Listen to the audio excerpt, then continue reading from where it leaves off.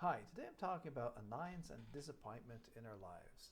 We all have things which annoy us, we all have our disappointments, and the strange and crazy thing is that people more or less just accept it and get on with it. Is there a way of dealing with annoyance more effectively?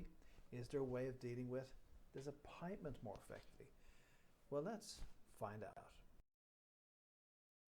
What strikes me as really strange and very interesting is in life how much effort is put into things which are not important, like let's say football matches, cricket matches, baseball matches, basketball, uh, the lives of the rich and famous. Why are we so focused on all these things?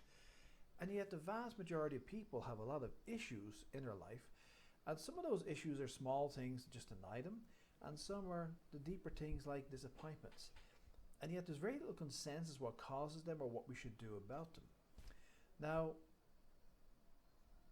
what we can actually look at is really there's kind of two levels of annoyance and disappointment in our life. The first level of annoyance and disappointment in our life, let's say the lighter level, why we feel annoyed at things and why we are disappointed is very obvious. So for example, being stuck in traffic, we get irritated that we're stuck in traffic. It annoys us we're stuck in traffic. I used to work in sales and I'd have be talking to people and they'd be eating their dinner, eating an apple. Most annoying thing to do if you're trying to talk to somebody they're eating on the other end. And it just sounds terrible. Okay, that's very annoying. Disappointments, of course. I lost a relationship. I lost a job. These are obvious. The second types of annoyances and disappointments are not so obvious, and the things like you don't know why, but now you're getting annoyed every time you get on the bus. It used to annoy you, now it doesn't. You don't know why, but when you sit with some family member that you like and have no problem, no issues with, you're suddenly irritated. You're suddenly annoyed, but you don't know why. You keep getting angry at your kids, but you don't know why. So we have the obvious and the in the obvious. And again, disappointments, losing a job, losing a relationship, doing badly in a sporting competition, for example, they're obvious disappointments. Getting older, looking in the mirror, not looking as handsome as you once were, that's a disappointment. Aging in itself is disappointing. But again, we also have disappointments which are not obvious. Just a sense of loss in life, okay? A sense of existential angst. So these are the unobvious levels. We can also split it another way, which is things which are relatively superficial and things which are not. So what's causing the superficial annoyances and disappointments really are all tied into our self-image, how we see ourselves.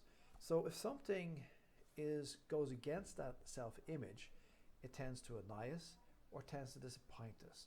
So say, for example, you have an image of how people should behave, and you see people behaving not according to that image. So for example, you have a very perfectionistic idea how people should be, maybe how people should eat their dinner, or how people should talk to you. And so you go into a meeting and people don't give you the difference which you think they should give you, and you find it disappointing. You go to have a meal with, say, family members, and somebody's like speaking with their mouth open. These are obvious annoyances and obvious disappointments with life. And we can work on them by working on self-image. And what I mean by working on self-image is boosting ourselves and feeling better about ourselves, and also being more accepting of other people. Because if my self-image is that, when I talk about self-image, not just how I feel about myself, but how I feel the world should be and how I should fit into the world. So we see a lot of people who are irritated by human behavior, for example. And the reason they're irritated by human behavior is because they have an image of how life should be. Let's say, for example, I go into traffic every day in my car, and I'm deeply irritated and annoyed by the traffic. But somebody else could be in their car and they're not deeply irritated. And why are they not deeply irritated, but I am deeply irritated, is because of my self-image of how I see who I am and how I fit into the world is there should be no traffic jams. And the other person has a more philosophical perspective regarding traffic jams. Their self-image is it's okay to be in a traffic jam. It doesn't matter that I'm in a traffic jam.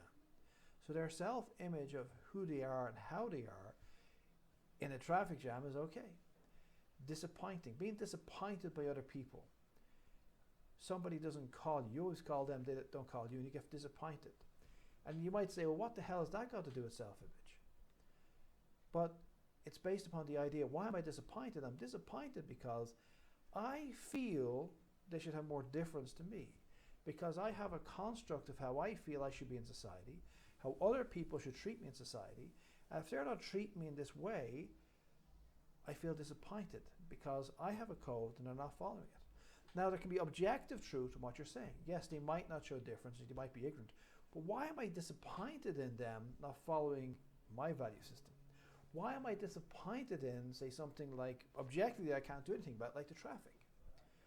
So it's always based upon how I see myself in the world. How can we cure this? Well, I'll get on to it further into the video, but basically we can use on things like positive mind feed, auto-suggestion, and we're going to get into this thing called the journey of self. So it actually ties into the bigger subjects as well. But let's get to the deeper side. These are the obvious things. And as people age, they tend to have this more because there's a certain abundance or reservoir of hope and positivity in the youth. And yes, you can get people who are young and depressed, but usually they bounce back. They have more mental emotional bounceability. And often if they can get past that phase, they can come up. A lot of people, if they're getting older, they'll find it difficult to come up. And there's various reasons. One, this reservoir of positive energy, partly because you have less so many negative experiences as you get older. It's harder to have that reservoir. It eats away. Every time somebody cheats you, every time something bad happens in your life, every time you get hurt, it kind of eats away that reservoir of positivity and hopefulness. And the second thing as well, apart from the energetic side, is that people, as they go through life, because they have what I would call a self-image in a broad sense, not just I think I'm a good person, a bad person, but how I feel I am and how I feel the world should treat me, they get little insults to that self-image. And they make judgments, and those judgments over time kind of limit their perspectives. And what happens then is we become harsh. And it's just a fact of life that as you get older, as more people, you see more people, you see how superficial people are. You see how few people really care for you. And these are just obvious things as you get older. You see people for what they are rather than idealistic images. Like you look back at your parents and start seeing them as they are. You look back at your friends and realize that they seem so important to you in their 20s, and yet they all just drifted off. What happened to them? Your brothers and sisters, they drifted off. What happened to them? So as you get older, you get more of these hurts. And it can be difficult because this image thing, because we feel that they should be a certain way and they should have a certain difference to me, that somebody doesn't care or has a different perspective on things than I have, or a different worldview than I have. And it's very easy to get annoyed by a person's different worldview.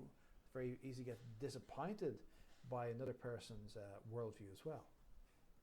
So that's the superficial side. So it's kind of always fairly obvious what's going on. And even if it's not obvious, you can still kind of see this kind of bigger picture of how I see the world, and things which are outside of how I see the world and how my image of myself in the world are going to have annoyances and disappointments. The other thing is human beings are social creatures. They are primates.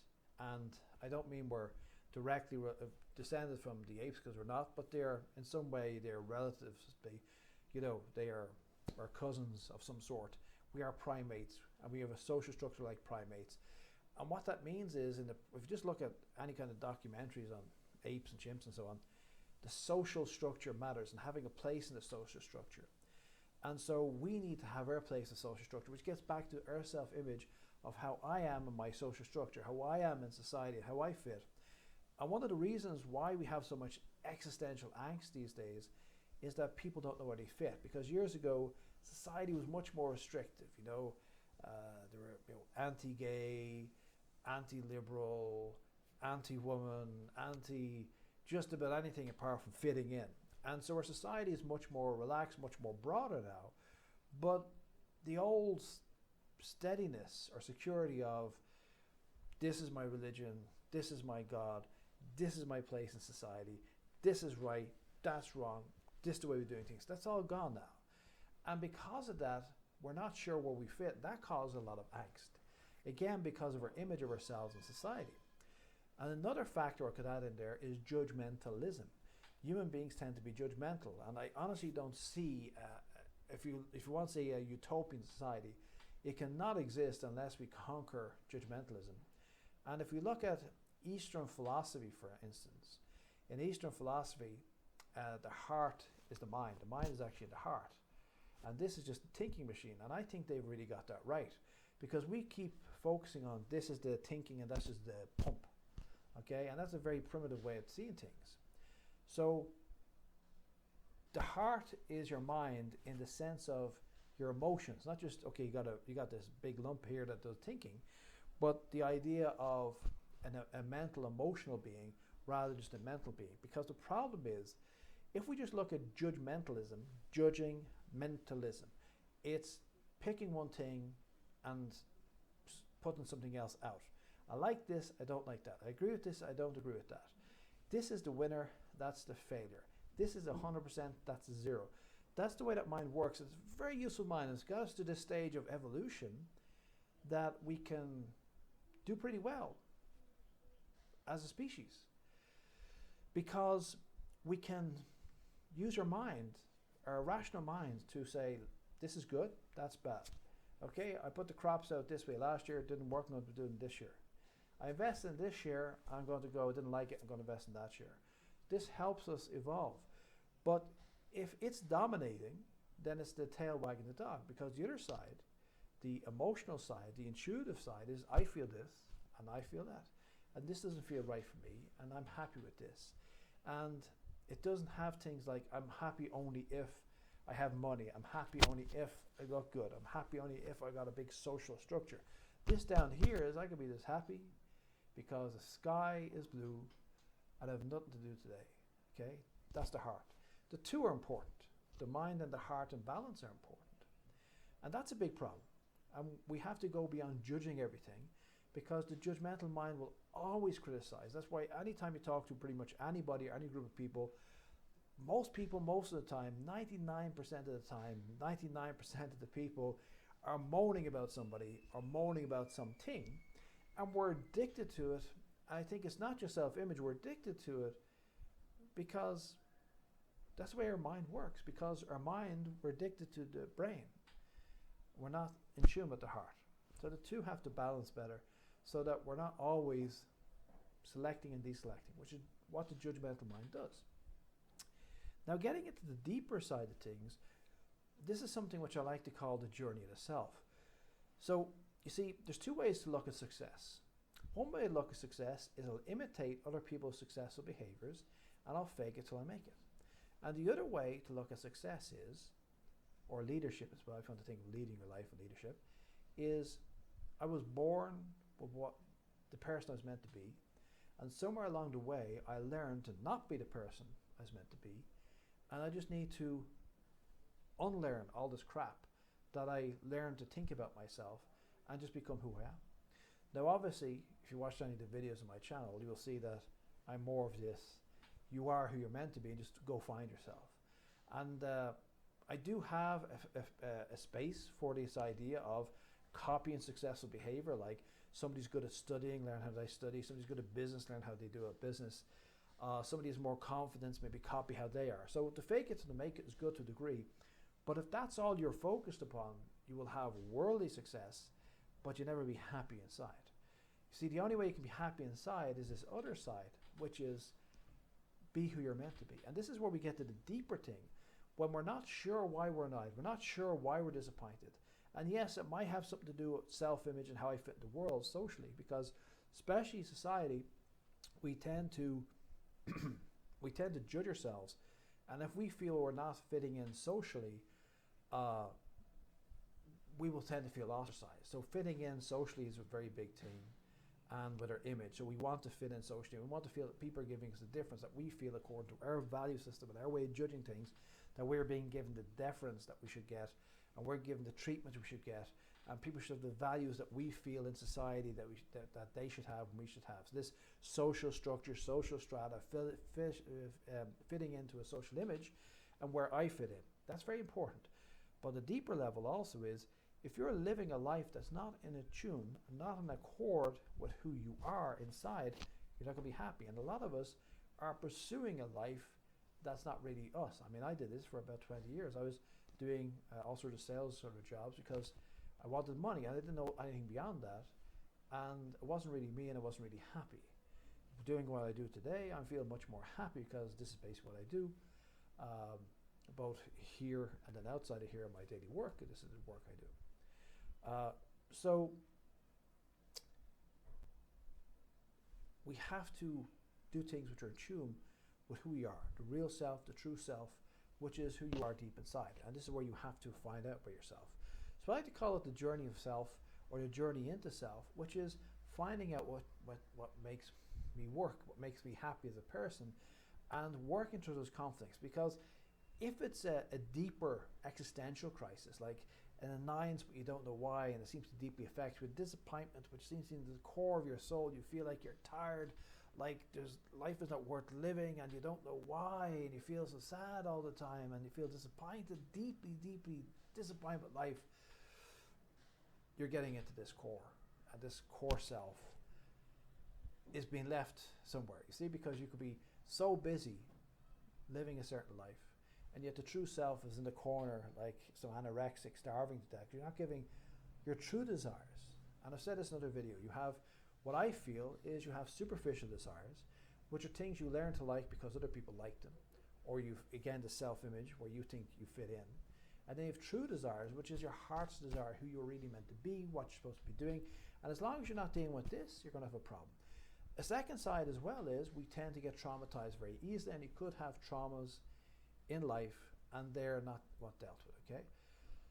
So I remember many years ago, I was fired from a job. I fired from quite a few jobs, but I was fired from a job, and it upset me deeply beyond self-image. One level of self-image was hurt, but on another level, it signified the end of that, say, sales career. I realized that this really wasn't for me, and now what was I going to do? And that really hurt me for quite a few years on that deeper existential level, because it's not so much about following my heart's desire, it's just about the realization that I've been chasing after a dream that's not my dream.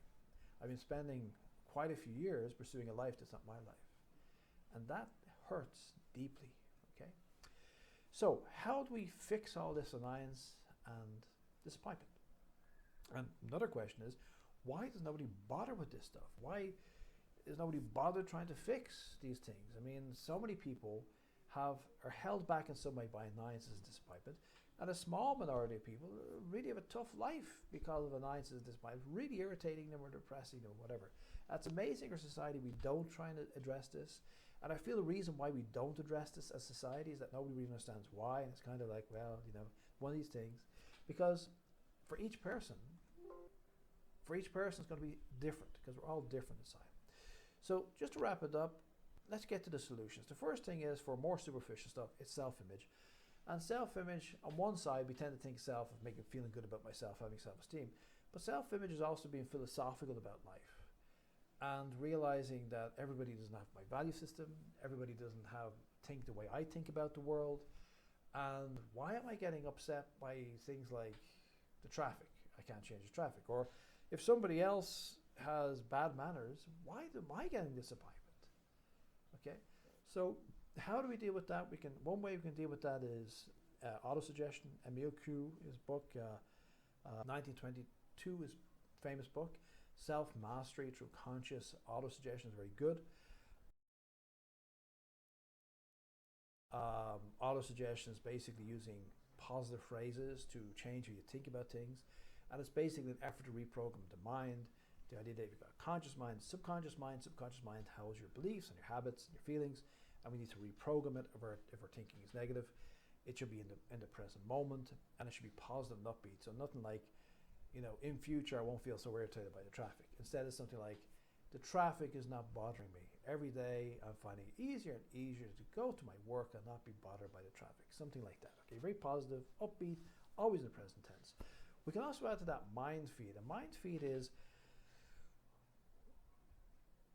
giving yourselves positive, watching positive videos, reading positive articles and books, watching more upbeat kind of programs, maybe doing things to explore ourselves, self-development courses, psychotherapy, all that sort of stuff, but reading the actual material to take it in board, going to interesting meetings and organizations, having interesting relationships. All these will give you good mind feed, and that's, because if you're just watching the news, you can select really negative news on the left-wing news, or really negative news on right-wing news, or really negative conspiratorial news. Okay, so what the hell selection is there? If you're looking at TV, Netflix, Amazon, whatever terrestrial channels in your country, etc., tends to be negative movies, negative TV, shit posts all over the place. Most journalists are shit posting. There's like, this is crap, that's crap, this is bullshit. Why don't you go follow my agenda? Dump it, okay? I check my news feed a couple of times a day, see what's happening in the world, but I spend a good bit of time watching nice videos, reading nice articles, trying to hang around with nice people that I feel help boost me and a worldview which I feel is more empowering than disempowering. Mind feed, very important. It's kind of like self-suggestion 2.0, because my feeling is the reason for using auto-suggestion is to boost the mind a bit. But we should go beyond just boosting the mind and get into, developing a kind of a cocoon of positivity and abundance based upon selecting what we're watching at, selecting what we're reading, selecting how much time we spend talking to negative people. And, we boost ourselves, and then we start having a happier worldview and a happier view about ourselves because we're giving ourselves positive stimuli. Okay, so mind feed is another thing that's very useful. So we got our suggestion, we got mind feed. The next thing is being philosophical about these things. This gets back to the journey itself. And one part of being philosophical is, you probably heard about Stoicism, is very good, lots of good Stoic books and so on. And Stoicism is about putting things into perspective. And again, if you're looking at mind feed, a lot of good mind feed, a lot of good self-development material will put you into perspective, okay? So being more philosophical in how you approach life. And, it's okay, the traffic's like this. It's okay, this person's an asshole. Okay, that kind of thing. And this also ties back into the next thing, which is journey to self. And journey to self is learning who you are. And the more you're happy about who you are, the less you're going to be interested in other people. And lots of things there: psychotherapy, self-development courses, self-development books, spirituality, finding God, finding yourself. Diary writing is very good. Start writing down your life story, how you got here.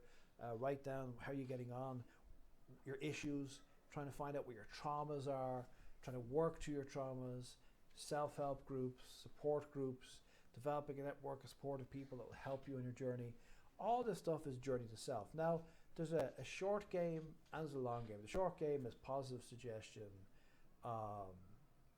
auto-suggestion, mind feed, and being philosophical. And the long-term game is journey to self. Because journey to self could take 10 years or more before you're at a stage that you feel happy to be you, happy to be here. But since so many people have an existential crisis anyway, and they're spending decades of their life not feeling happy, why not invest? If you're one of those people who either wants to go deeper, or you've got a lot of issues and you're not so happy, why not put a bit of effort into this journey to self? Even if it takes 10 years, 20 years, why not be happier even if it takes time? Because you're probably unhappy now anyway. So what's wrong with investing 10 years of your life to get to a space that you feel much happier? Okay, so ultimately the deep happiness is going to be through the journey of self. And the journey of self does not necessarily mean you understand everything. In psychoanalysis, there's a concept of the nexus. And the nexus idea is that you can follow a thought through associations. And through psychotherapy, if people spend time in psychotherapy, they'll start seeing underlying issues in their life. They'll start seeing underlying thoughts and how they associate. They'll make comparisons and they'll make links and connections.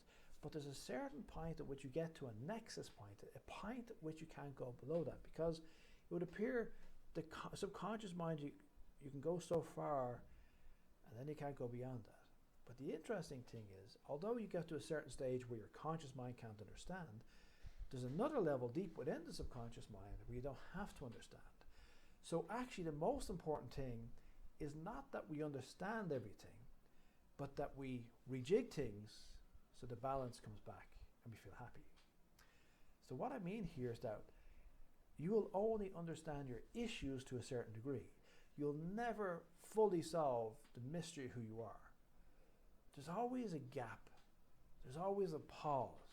There's always something outside of us because we're living in language. And any time we go beyond language, lights out. Conscious mind can't go there. So there are aspects of you, and aspects of me, and aspects of everybody else, which we can't go beyond. So I feel when it comes to understanding our issues, and I'd like to talk about this thing of writing a life story, and it's to gain perspectives, and that makes you more philosophical. But you'll never, and you're wasting your time, you can spend the next 10 years doing this, trying to find the secret sauce, trying to find the secret answer out there somewhere.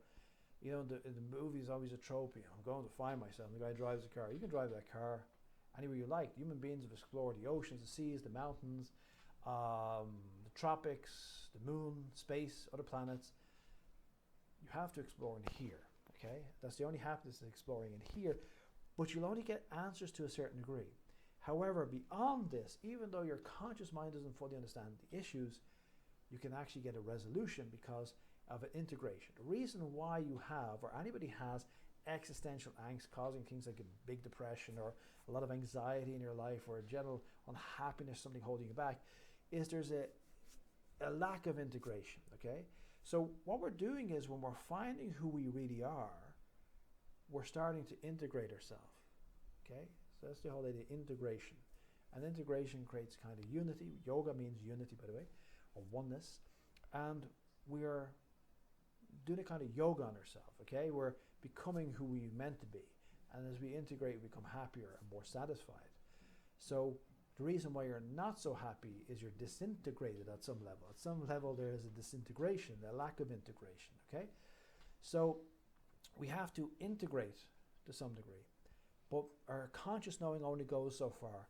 So we can actually integrate even not knowing why. We see this all the time in life whereby somebody's shy and then somehow they have some experiences and they're not shy anymore. And they don't know why. They can never tell you why. A person has an addiction and then suddenly it's gone. And you don't know why. You're always scared to be at home on your own. And then one day you're not. What that means is subconsciously you've been integrated. Some aspect that was not integrated is now integrated. Okay? So that's the really important thing. So our perspective and understanding is really for our ego to feel better. But the integration is more important because the integration is the thing that makes you happy. That's why you look at a lot of saints and so on. They don't know how the hell they got there. They can't tell you how they got there, but they're there. Okay. So it's a big, big subject. Annoyance and disappointment seems so simple, and yet it's a big subject that goes down to the heart of existential crisis. And existential crisis is in the heart of every human being who isn't a great saint or spiritual master. The existential crisis is there at some level. Okay? So, very simply, autosuggestion, mind feed being a philosophical journey to self. And that is how we can improve our situation with annoyance and disappointment. Not that we can always be free of them, but we can be more relaxed about them, more philosophical about them. And if they're gnawing you on a deep level and you're willing to go deep into it, you can become a much more satisfied, rounded, happy person over time, because the journey to self takes a while and it also has no end. Okay. Hope you liked the video. Please like and subscribe, and I'll talk to you next time.